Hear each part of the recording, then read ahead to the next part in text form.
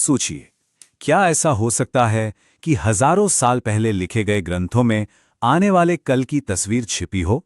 क्या प्राचीन चेतावनियों में हमारे भविष्य की कोई झलक मिल सकती है? आज हम शिव पुराण में लिखी एक ऐसी ही भविष्यवाणी की पड़ताल करने जा रहे हैं। तो देखिए, हमारी इस पूरी बातचीत का आधार है शिव पुराण का एक बहुत ही खास हिस्सा। और यह सिर्फ कोई कहानी नहीं है, बल्कि इसे एक गंभीर चेतावनी की तरह समझिए, जो भविष्य के एक खास दौर के बारे में बताती है। जरा उस सीन को इमेजिन कीजिए। जगह है पवित्र प्रयाग की भूमि।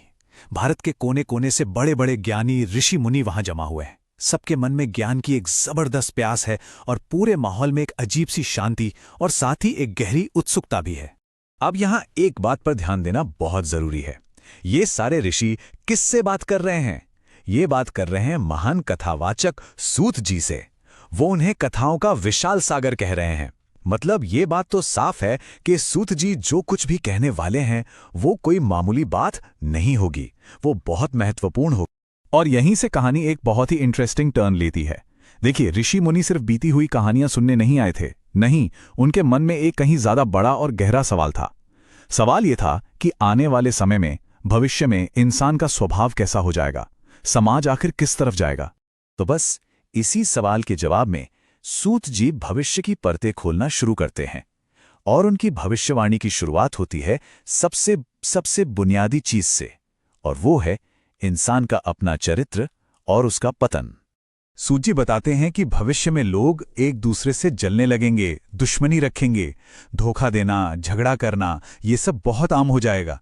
लोगों को दूसरों में अच्छाई नहीं दिखेगी, वो सिर्फ दूसरों की गलतियां ढूंढेंगे। और हां, उनकी नजर हमेशा दूसरों की संपत्ति पर रहेगी।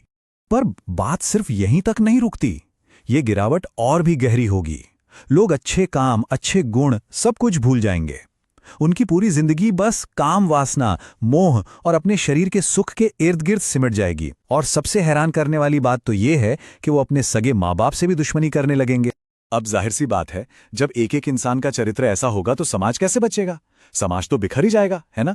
तो भविष्यवाणी का जो अगला हिस्सा है वो ठीक इसी बात पर है कि कैसे यह व्यक्तिगत पतन पूरे समाज को तोड़कर रख देगा।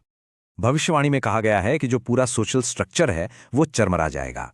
मतलब जो ब्राह्मण हैं, जिनका काम ज्ञान देना है, वो लालच में आकर ज्ञान को वेदों को बेचने लगेंगे। जो क्षत्रिय हैं, जिनका धर्म रक्षा करना है, वो अपनी ड्यूटी से ही मुंह फेर लेंगे। और तो और शूद्र भी ब्राह्मणों जैसा व्यवहार करके सामाजिक संतुलन को और भी ज्यादा बिगाड़ देंगे। और ये जो बिखराव है, ये सिर्फ समाज तक नहीं रुकेगा, ये घर के अंदर तक घुस जाएगा, परिवार की नींव हिला देगा। पुरुष अपनी पत्नियों के कंट्रोल में रहेंगे और पत्नियां अपने पतियों से ही दुश्मनी पालेंगी। मतलब परिवार और समाज के लिए जो भी जिम्मेदारियां होती हैं, लोग उन्हें पूरी तरह से भूल जाएंगे। तो सवाल उठता है कि ये जो सारी उथल पुथल है, इसकी जड़ क्या है, वजह क्या है? इसका जवाब बस एक शब्द में है, धर्म। यहां धर्म का मतलब है अपना सही कर्तव्य, अपनी जिम्मेदारी। और जब लोग इसी रास्ते से भटक जाएंगे तो फिर तो सब कुछ बिखरना तय है। और आखिर में इसका नतीजा क्या होगा?